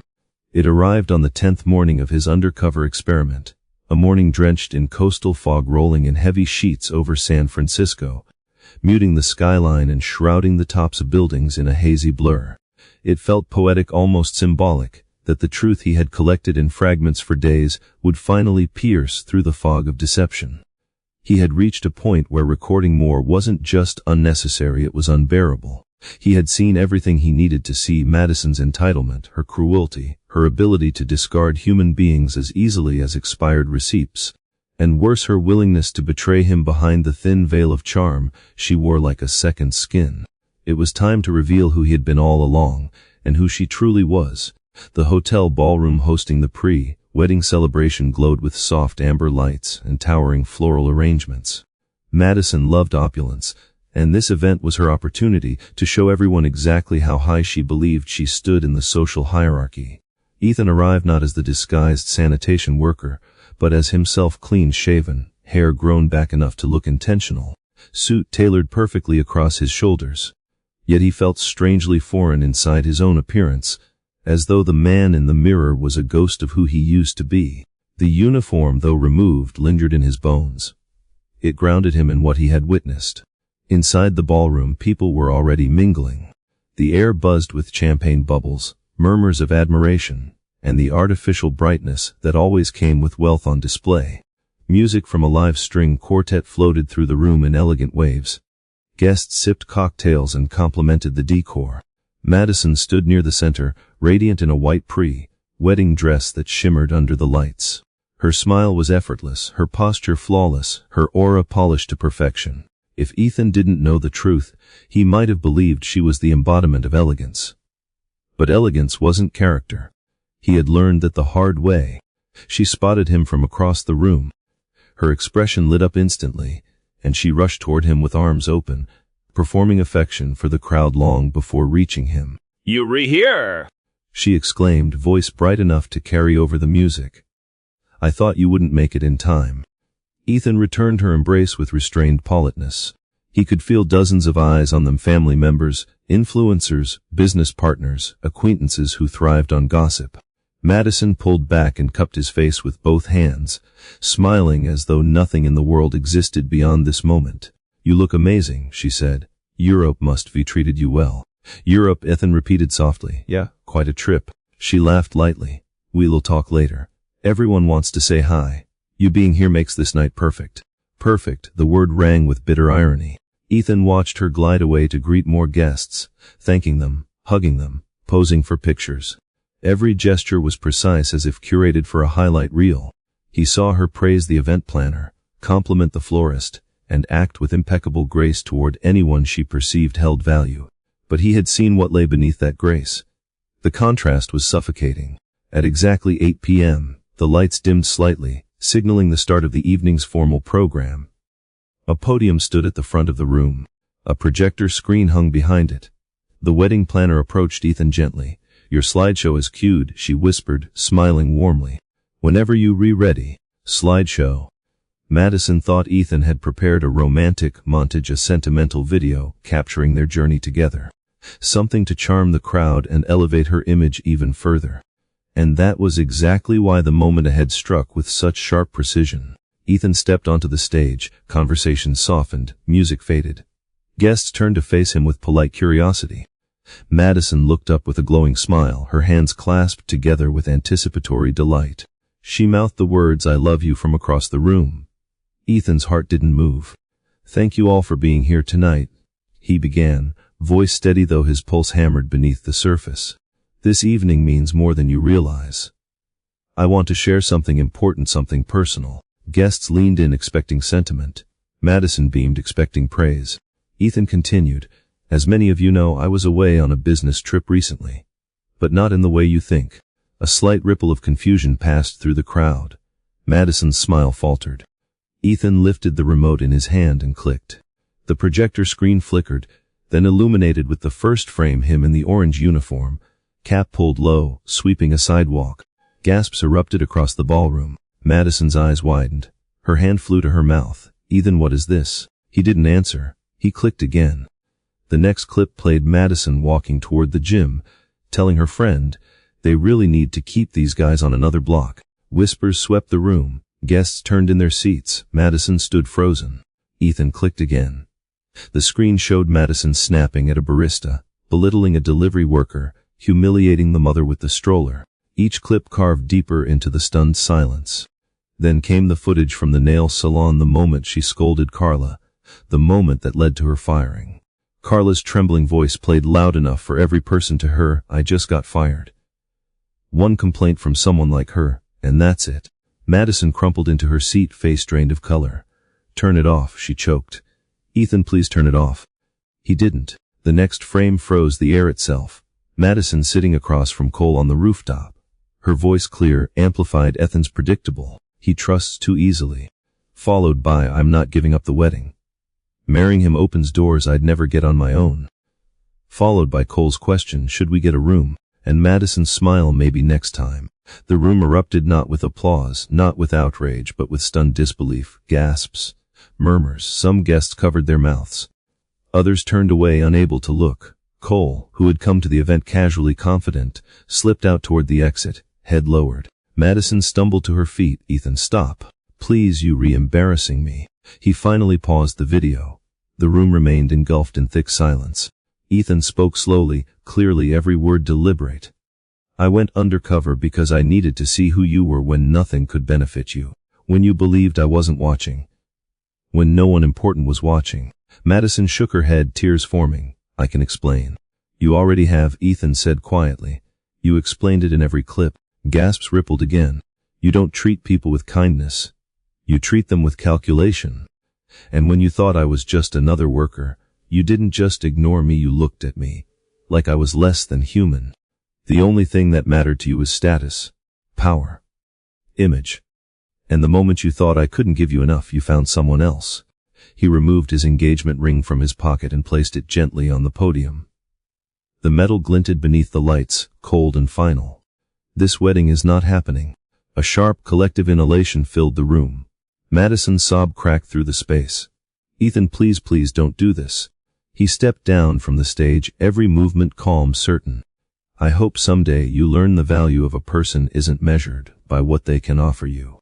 And with that, Ethan walked out of the ballroom, leaving behind the applause that never came, the whispers that would echo across social media by morning, and the woman who had mistaken his heart for a stepping stone. Outside, the fog wrapped around him like an exhausted exhale. For the first time in days, he felt the weight lift, not because the truth was painless, but because it was finally out of hiding. He wasn't disappearing anymore. He was reclaiming himself. The morning after the ballroom disaster, the city felt strangely louder, as if San Francisco itself had awakened with gossip burning through its veins. Ethan hadn't planned to check his phone. He wanted nothing more than silence, clarity, and space, but the notifications vibrated relentlessly against the kitchen counter of his penthouse. Dozens at first, then hundreds, then thousands. He didn't need to open any of them to know what they were about. News traveled fast in a city obsessed with tech, image, and scandal. And nothing spread faster than humiliation, especially when it involved a millionaire, a wedding, and a woman whose entire persona lived online. Ethan finally slid the phone open, bracing himself. Headlines greeted him instantly. Tech CEO reveals Fiancée's secret cruelty, footage goes viral. Influencer exposed, hidden camera captures shocking behavior. Wedding implodes after CEO's undercover experiment. Clips of his footage were already everywhere: Twitter, TikTok, Instagram. Edits with dramatic music underlining Madison's cutting words circulated at lightning speed. Commentators stitched the videos, pointing out every red flag, every moment of entitlement. Every instance she weaponized status as though it were currency. Some creators dissected her psychology, and others compared her behavior to celebrities who had fallen from grace before her. Ethan wasn't seeking attention, but he had become the center of a cultural conversation he didn't ask for. He poured coffee into a mug, hands steady despite the emotional turbulence inside him. The night had been long. Sleep had come in fragments, slipping through him like sand between fingers. But he didn't feel broken. Not anymore. Just emptied, cleared out, rebooted. The kind of emptiness that made room for something new. The harsh reality, however, was that Madison Clark's life had turned upside down before the sun even rose. Across the bay, in her Pacific Heights apartment, Madison lay curled on the floor, surrounded by remnants of last night's disaster. Mascara streaked down her cheeks. Designer dress crumpled against the cold hardwood. Her phone buzzed relentlessly from the kitchen counter, screen lighting up with messages she didn't have the courage to read. Brands she partnered with were pulling out. Agencies were distancing themselves. Her managers were urging her to respond quickly before the narrative spun beyond repair. But she couldn't form words. She couldn't breathe. Reputation was her oxygen, and overnight she had suffocated. Her mother's message had appeared after midnight. What have you done, Madison? Call me immediately. Her father's message came minutes later. We need to discuss the financial implications. Cole had sent nothing, not even a single apology, explanation, or cowardly justification. He had disappeared, slipping into the shadows like a man who knew he was only ever temporary. Madison groaned and sat upright, her head throbbed. She reached for her phone but released it instantly as another wave of notifications crashed across the screen. She buried her face in her palms and whispered something only she could hear. Meanwhile, Ethan left his apartment for the first time since the event. He walked down the waterfront near the ferry building, wearing jeans and a hoodie rather than his disguise. The breeze carried salt and mist across the air. People walked past him, some whispering, some glancing at him with curiosity or recognition. He didn't engage. Fame, or whatever this temporary spotlight was, felt irrelevant. The only person he wished would see him now see the truth, the pain, the dignity he fought to preserve was the version of himself he used to be. The man who trusted blindly. The man who believed charm equaled character. That man was gone. As he walked, his phone buzzed again. This time it was a message from a number he recognized instantly. "Madison, we need to talk, please. I'm begging you, just 5 minutes." Ethan stared at the screen without emotion. He didn't delete the message. He didn't reply either. Instead, he slipped the phone into his pocket and continued down the pier. The seagulls screeched overhead. The morning sun glimmered across the bay. Life moved with or without him. By noon, the scandal had escalated. Several major news sites ran deep dives into Madison's past content. Old clips resurfaced of her complaining about hotel staff. Footage of her mocking a street performer. Comments where she belittled retail workers. The internet fed on patterns, and Madison's pattern was unmistakable. Former acquaintances came forward anonymously, sharing similar experiences. Former employees of brands she partnered with posted vague references to her difficult behavior. Some defended her. Most did not. Ethan didn't rejoice in any of it. He wasn't vindictive by nature, and he hadn't exposed her for revenge. He exposed her to reveal a truth that would have otherwise consumed him in a lifetime of denial. Watching her unravel publicly didn't bring him satisfaction. If anything, it deepened his sadness, a sadness not for the woman she truly was, but for the illusion he had once loved. That afternoon, his assistant, Jordan, called him. "I hate to bother you," she said, "but your name is everywhere. Investors are calling. Employees are messaging. They want to know if you're okay." "I'm fine," Ethan replied. "Tell them I'll address the team tomorrow." Jordan hesitated. "Are you sure you don't want me to come by?" "You sound." "I'm fine," he repeated, calmer now, "really." After hanging up, he walked toward a quiet park bench near the Embarcadero waterfront. He sat down and allowed the past 10 days to flood him. Every insult disguised as a whisper. Every careless dismissal. Every moment Madison treated him, in disguise, as something beneath her. And then the betrayal, with cold hands touching across a table, words dripping with self-interest, loyalty treated as a disposable commodity. But something else tugged at him, something heavier. If the undercover experiment had revealed Madison's true nature, it had also exposed him to the fragility of the world he lived in. The power dynamic of class, appearance, status, the very things Madison exploited became clear in a way he'd never confronted before. He had never known what it was like to be overlooked, dismissed, or dehumanized. But now he understood viscerally, painfully, the quiet suffering people endured daily just because society deemed them unimportant. He remembered Carla, tears on her face after being fired.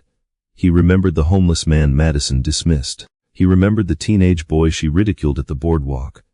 Their pain had seemed distant to him once, like background noise. Not anymore. His phone buzzed again, a voicemail this time, Madison's voice, trembling. "Ethan, please. I know I messed up, I know I hurt you, but I can explain. I swear I didn't mean all of that. I was stressed. I made mistakes. You can't just leave me like this. Please call me back."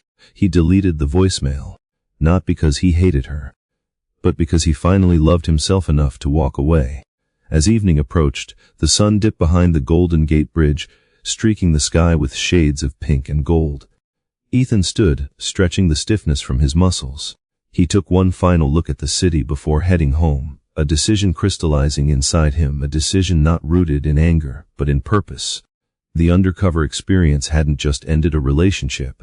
It had opened his eyes to a world he had ignored. And now that the truth was exposed, he felt something shift inside him, a responsibility, a calling, a direction he hadn't previously considered. Madison's downfall wasn't his story, but what he did next would be. Ethan spent the next several days stepping back into his real life, though real felt like a shaky concept now. The world around him looked the same: his modern apartment, his spotless kitchen, the panoramic view of the bay, but he didn't feel like the same man who had once lived inside these walls. Something in him had shifted permanently, as if the disguise he'd worn had peeled away layers he didn't know he possessed. He found himself studying people differently: the delivery workers hustling between buildings, the janitorial staff polishing marble floors before dawn, the baristas juggling endless orders at coffee shops where customers barely looked up. Before the experiment, these moments passed through his life unnoticed. Now they felt like sharp glimpses of a world he had been blind to for too long. On the third morning after the breakup scandal, his assistant Jordan stopped by with documents from the company. She expected to find him withdrawn, shaken, maybe even broken. Instead, she found him at the dining table, laptop open, eyes alert and focused. You re-up early, she said gently again. Ethan nodded. Couldn't sleep much. I'm not surprised, she replied, placing the folder on the table. Everything that happened, it's a lot. He leaned back in his chair, rubbing a hand across his jaw. Yeah. But it's strange, I feel lighter than before. Jordan studied him for a moment. 'Cause you finally know the truth. He exhaled a slow breath, nodding. Exactly. Jordan hesitated, then said, there's something different about you. In a good way. Like you rethinking about things you didn't think about before. Ethan looked out the window at the city unfolding beneath the morning light. He could see construction workers already scaling scaffolding, street vendors setting up carts, cyclists weaving their way toward jobs starting too early for comfort. He said quietly, a lot has changed. Later that afternoon, he returned to the neighborhood where he'd gone undercover.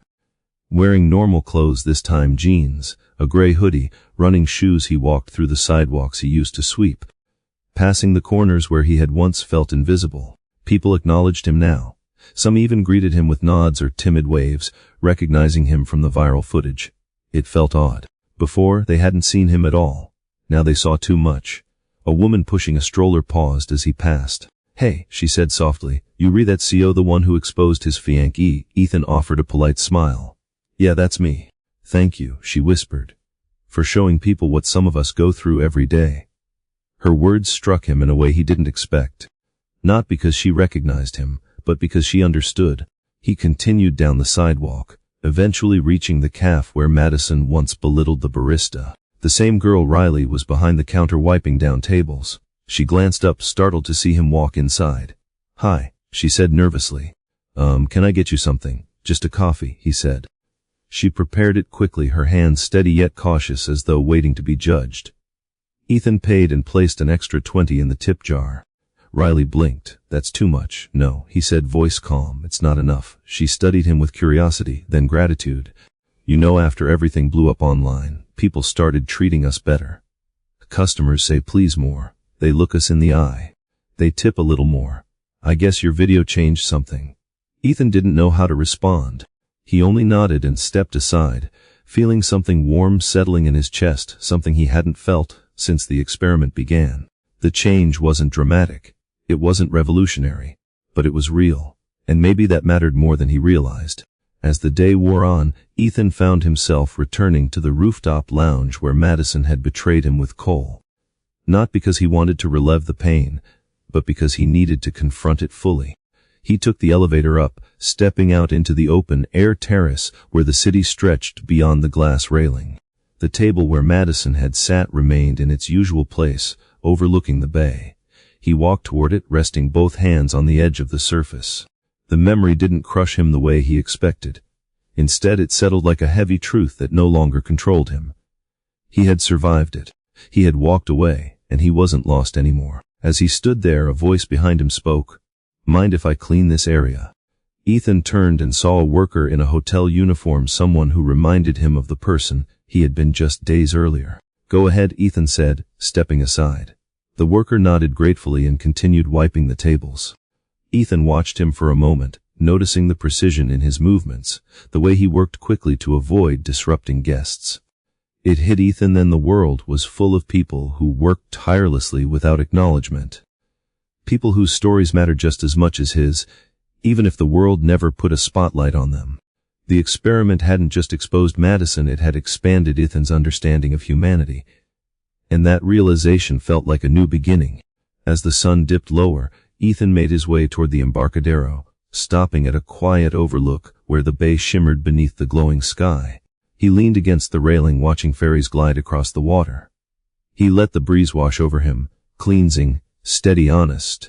His phone buzzed again, another message from Madison. He didn't open it. Not out of anger, but out of closure. She belonged to a chapter he had already finished reading. He turned his phone off and slipped it into his pocket. The future stretched before him, uncertain, unplanned, yet more authentic than anything he had envisioned while living beside a woman who saw love as a transaction. He didn't know what came next. He didn't know where the truth would lead him. But he knew this: he would build something better from the ashes, something real, something human, something with depth. Something earned, not performed. He stood tall, breathing in the cool evening air as though filling his lungs with a new life. The city hummed around him, alive, flawed, beautiful, and for the first time since the experiment began, he felt like he was stepping back into the world not as a man deceived, but as a man awakened. Ethan turned away from the water and headed toward home, not to the past, not to the pain, but toward whatever future waited, shaped by truth rather than illusion. The week following the scandal felt strangely peaceful for Ethan, a peace that didn't come from stillness, but from clarity. The fog inside him had finally lifted, making space for something he hadn't felt in months: purpose. The undercover experiment had begun as an act of desperation, a last attempt to understand the woman he planned to marry. But in exposing Madison, he also revealed himself, his blind spots, his privilege, his assumptions, and the ease with which he had once moved through life, without noticing the world beneath him. And with that revelation came a quiet conviction he couldn't ignore. He spent the early days of this newfound clarity walking through neighborhoods he once only drove past. He sat on park benches watching people he never would have noticed before. Workers cleaning gutters, elderly men collecting cans, mothers juggling strollers and grocery bags, teenagers on skateboards, street artists playing saxophones for loose change. The city felt different now, alive in ways he had never allowed himself to appreciate. It was as if wearing the disguise had peeled away a film from his eyes. Wealth had insulated him from reality, but now reality felt like oxygen. On the fifth morning, he returned to the Mission District, the same place he'd bought parts of his disguise, where industrial shops lined the streets and workers greeted one another with nods that carried more sincerity than most business meetings he'd attended. He walked past the supply store where he'd purchased his reflective vest and boots. The clerk behind the counter recognized him immediately, though she pretended she didn't make a fuss out of it. "Back again?" she asked with a warm smile. "No uniform today." Ethan chuckled softly. "No uniform." She leaned on the counter. "You know that video you released? People around here have been talking about it all week. Some said it was the first time they'd seen someone with your status do something like that. Not to go viral, but to understand." Her words settled into him gently, like a hand on the shoulder. "Understanding," he said, "goes a long way. More than you know." She rang up another customer, then added as he turned to leave, "Don't disappear on us. We like seeing you here." Ethan smiled. "I'll be around." As he walked through the district, he passed a familiar figure, Carla, the nail technician who had been fired after Madison's complaint. She was standing outside a small community center, holding a stack of paperwork. Her hair was pulled back neatly, and though she looked tired, she carried herself with quiet resilience. Ethan approached without hesitation. "Carla," she looked up, startled. Recognition dawned slowly, then fully. "Oh, it's you." Her voice held a mix of gratitude and uncertainty. "What are you doing here?" "I wanted to see how you were doing," he said honestly. "I've been thinking about you." Carla tucked a strand of hair behind her ear. "It's been a tough week. I'm applying for jobs. The community center sometimes helps with placement." "You didn't deserve what happened," Ethan said gently. "You handled everything with more grace than most people could." Carla offered a faint smile. "Thank you. I guess when you grow up the way I did, you get used to starting over." At least I wasn't alone this time. People reached out after seeing the video. Strangers. Women who went through the same thing. Ethan felt something tighten in his chest, not pain this time, but a protective instinct. "If there's anything I can do to help, let me know." Carla hesitated. "Just keep showing people the truth. That's more help than you know." She gave him a nod, then headed inside the center. Watching her go, Ethan felt a quiet resolve form inside him. This wasn't the end of something. It was the beginning. Later that afternoon, he visited a small diner in Soma, a place he had eaten at once years ago, before his schedule became a blur of catered meetings and corporate lunches. He sat at the counter, ordered pancakes, and watched the staff move in synchronized kiosks. The waitress, Maria, recognized his face from the news but didn't treat him differently. She poured his coffee with the same tired warmth she gave everyone else. "You look like you've been through hell," she said casually. Ethan let out a soft laugh. "Something like that." "Well," she replied, "at least you came out the other side. Some people don't." He looked around the diner, then at the line cooks sweating over the grill, at the dishwasher trying to fix a jammed door, at the customers who paid with wrinkled bills and coins dug from pockets. Life here wasn't polished or curated. It was real, and something in that authenticity soothed a part of him still raw from Madison's deception. After finishing his meal, Ethan walked back toward the Embarcadero. Evening had begun to descend, casting warm hues across the skyline. The water shimmered gold, reflecting the lights from the piers. He leaned against the railing, the same spot where he had stood days ago, feeling hollow and uncertain. But now, the space inside him felt fuller, not healed, not fixed, but rebuilding, slowly, steadily, purposefully. He watched the ferries glide across the bay, listened to tourists chat and workers laugh, felt the cool breeze tug at the edges of his hoodie. The world kept moving, and so did he. As he stood there, his phone buzzed with a message from Jordan, just checking in. "How are you holding up?" Ethan typed back, "Better than before. I'll be back at the office tomorrow. We have work to do." Jordan replied with a thumbs up emoji and a glad to hear it. But Ethan wasn't thinking about quarterly earnings or investor meetings. His thoughts were somewhere else entirely, on the people overlooked, the voices ignored, the lives that moved parallel to his but never intersected until he stepped into their shoes. The experiment had opened a door inside him, revealing a new direction he hadn't anticipated. He didn't know exactly what form it would take: charity work, new business initiatives, community programs, but he knew one thing for certain: he wasn't going back to who used to be. He pushed away from the railing and began walking home with a slow, steady stride. The night grew darker, but the path ahead felt illuminated in a way it never had before. He had lost someone he once believed he loved, but in the process, he had gained something far more valuable: a deeper understanding of the world, of humanity, and of himself. For the first time in months, maybe years, Ethan felt like he wasn't rebuilding out of pain. He was rebuilding out of truth. And truth, he had learned, was the strongest foundation he could have asked for. The morning Ethan announced his return to the company felt different from any morning he'd lived through in the last year. The sun broke through the clouds in crisp, golden shards, illuminating the glass towers of downtown San Francisco as though the city itself were offering him a reset. He walked through the lobby of Carter Innovations without the weight he once carried: the weight of perfection, the weight of image, the weight of someone trying to control the narrative of his life. Instead, he walked with something quieter, steadier, and more powerful: purpose born from truth. Employees turned as he passed, not with the stiff fear of disappointing a CEO, but with something that resembled respect that had been reforged in the fire of everything he'd endured. Some offered nods, others whispered soft greetings. One woman from accounting approached him hesitantly. "I saw the video," she said, her voice tremoring. "What you did, it meant a lot. My dad works sanitation. Nobody ever sees him." "Not really." Ethan met her gaze and responded gently, "I see him. I see people like him now in a way I never did before." Her eyes warmed. "Thank you." When she walked away, Ethan felt something shift inside him: the confirmation that the experiment had never been just about exposing Madison. It was about exposing what he had overlooked.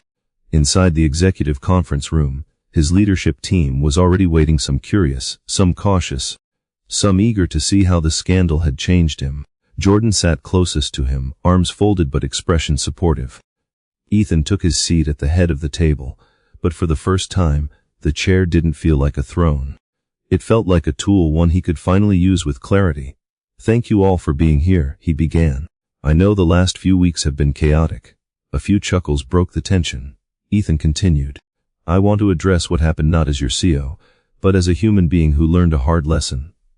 I spent 10 days disguised as a sanitation worker, not as a trick, not as a stunt, but because I needed to understand something about myself and about how people are treated in this city." The room leaned in. They'd all watched the video. They all knew the headlines, but they didn't know the aftermath inside him. "The truth is," Ethan continued, "I lost sight of the world beyond conference rooms, investments, and investor dinners. I didn't realize how much humanity I had missed simply because I'd never been forced to see it." He paused, his voice steady but full. "I don't want this company to be part of that blindness ever again." Jordan's brow lifted, not in skepticism but in admiration. Ethan tapped the remote, and the screen behind him lit up, not with footage, but with a new initiative title he'd spent the last 2 days refining: the Humanity Program, a Carter Innovations initiative. A soft murmur spread across the room. "Ethan explained, starting this quarter, We're relaunching a program focused entirely on supporting undervalued workers across the city: sanitation workers, service staff, janitorial teams, hospitality employees, people who keep San Francisco running but rarely receive acknowledgement. He clicked again, revealing graphs, partnerships, funding estimates. This isn't charity for show. This is our responsibility. We will fund job training, educational support, workplace advocacy, and health coverage assistance. We will collaborate with city leaders, unions, community centers. And we will treat these workers as equals, not as background noise. His voice intensified, not loud but resolute. This company will not just change technology. It will change lives. When he finished, the room was silent, not from doubt, but from impact. Then Jordan was the first to clap. Soon the rest of the room followed. The applause wasn't polite. It was meaningful. Ethan lowered his gaze, humbled in a way he'd never experienced in corporate life.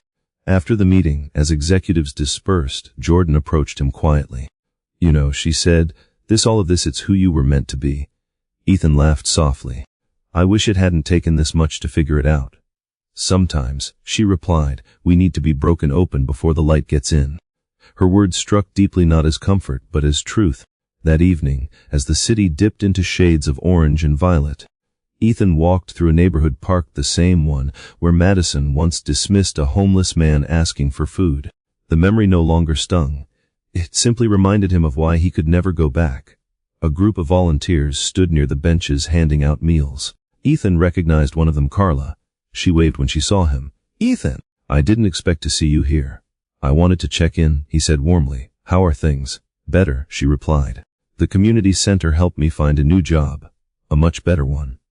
And I've been volunteering here a few times a week. Feels good to help people the way others helped me." Ethan nodded. "I'm glad." She studied him for a moment. "You look different. Lighter." "I feel different," he admitted. "Like I finally know where I'm supposed to be." Carla smiled. "Then you're on the right path." Ethan joined the volunteers, helping distribute meals, greeting people without cameras or expectations. No one cared that he was a CEO. No one cared about wealth, status, or scandal. They cared that he showed up, that he listened, that he saw them. As the last of the meals were handed out, Ethan sat on a bench overlooking the city lights. The day had been long, but instead of exhaustion, he felt a quiet fulfillment spreading through him like warmth in winter. He thought about the wedding that never happened, the life he nearly walked into, the truth he uncovered in the disguise he once feared wearing. It all made sense now. He wasn't meant to marry a woman who valued him for power. He wasn't meant to live inside the insulated comfort that had blinded him for years. He was meant to see the world from the ground up, to reconnect with humanity, to rebuild his life not from status but from purpose. As wind brushed softly across his face, carrying the sounds of distant traffic and laughter, Ethan realized something profound. He wasn't healing from a loss. He was healing into a new version of himself. One built on truth, compassion, and depth, not illusion. He looked at the horizon, where the last light of day faded into the night, and felt something he hadn't felt in a long time. Hope. Not the fragile kind, the grounded kind, the kind forged through pain and clarity. The kind that stays. He stood, hands in his pockets, ready to walk forward, not away from the past, but toward a future that finally felt real. The story of Ethan's undercover journey teaches a lesson far larger than the fall of a relationship. At its core, it is a reminder that true character reveals itself not in the spotlight, but in the shadows when no one is watching, when there is no reward for kindness, when compassion must be genuine rather than performative. Madison's downfall wasn't caused by a single moment of cruelty or betrayal. It was shaped by a lifetime of believing that the world existed to serve her, that people without status were simply background figures in the movie of her life. Her mask didn't slip, it never existed in the first place. What Ethan uncovered wasn't a sudden change in her personality. It was the truth she always lived, hidden only because he had been seeing her from a pedestal he built with his own hands. One of the most profound lessons of the story is that love cannot survive where respect doesn't exist. For years, Ethan believed he loved Madison because he saw potential, elegance, beauty, ambition. But admiration is not love, and potential is not character. Madison treated people based on their usefulness, not their humanity. The janitor, the barista, the delivery worker, the homeless man, the teenage boy, each interaction exposed the hollowness beneath her charm. And when Ethan disguised himself as a worker she considered beneath her, he experienced the raw truth of how conditional her affection truly was. This reveals an uncomfortable but vital lesson: how someone treats those who can give them nothing is the clearest reflection of who they really are. Not the polished version they show to the world, not the curated version they perform for social media, but the unfiltered version that speaks when kindness has nothing to gain. Another powerful lesson emerges in Ethan's transformation. For most of his life, privilege shielded him from the struggles of people he rarely noticed. Wealth insulated him in ways he didn't realize until he stepped into another world, a world where invisibility wasn't metaphorical, but literal. A world where people like him rarely look sanitation workers in the eye. A world where one complaint could cost someone their job. A world where workers were judged not by their hearts, but by the uniforms they wore. This experience stripped him of illusions, forcing him to confront the blind spots he didn't know he had. The disguise he wore did more than expose Madison, it exposed himself. It taught him that empathy is not something you claim. It is something earned through understanding, humility, and willingness to see beyond your own perspective. His journey reminds us that privilege often narrows our worldview, and only when we step outside our comfort zone do we truly understand the complexity and humanity of the world around us. The story also offers a lesson about trust and the dangers of confusing appearances with authenticity. Madison mastered the art of appearing generous, lovable, and sophisticated, but performance is not integrity. Her kindness was strategic, not sincere. Her loyalty was temporary, not grounded in moral principles.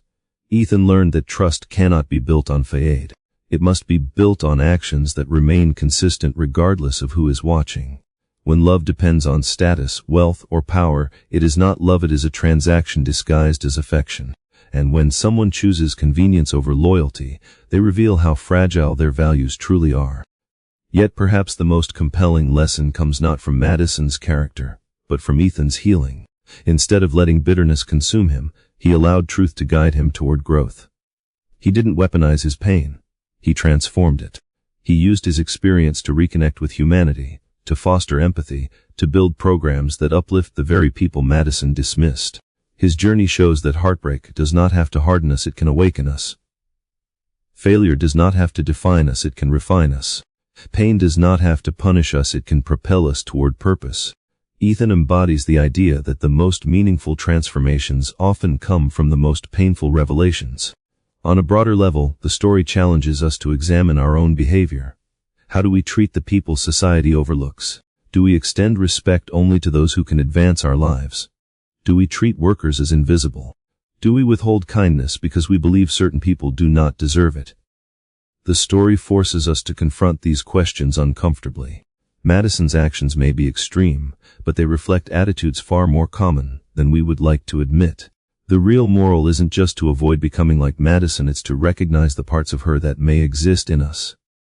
The subtle impatience, the quiet superiority, the failure to acknowledge the humanity in those who serve us daily. The story urges us to break these habits before they calcify into cruelty. It also teaches that relationships built on illusion always crumble under truth. No matter how glamorous someone appears, no matter how perfect they seem, character will always reveal itself in time. Ethan learned that unconditional trust cannot be given to someone who has never been tested. And sometimes the test isn't about exposing the other person, it's about discovering ourselves. What we tolerate, what we overlook, what we excuse in the name of love. His mistake wasn't loving Madison, it was loving a version of her that never existed. Ultimately, the lesson of the story is this: kindness is the real measure of power, integrity is the foundation of love, and truth, no matter how painful, is a gift that frees us from the lives we were never meant to live. Ethan lost a relationship, but he found something far more valuable: clarity, purpose, and a deeper understanding of what it means to be human. Madison lost the life she curated, but in doing so, she revealed the truth she had long hidden from herself. The world around them changed because truth has a way of echoing far beyond the moment it is exposed. And perhaps the greatest lesson of all is this: when we stop seeing people as titles, roles, or backgrounds, and start seeing them as human beings deserving of respect, our world expands. Our hearts expand, our purpose expands. That is the legacy of Ethan's journey: painful, transformative, and ultimately liberating. If you find this video helpful, don't forget to hit like, subscribe to the channel, and turn on the notification bell so you won't miss upcoming videos. If you have any suggestions or questions, feel free to leave a comment below. I'd really love to hear your feedback. Thank you for watching until the end.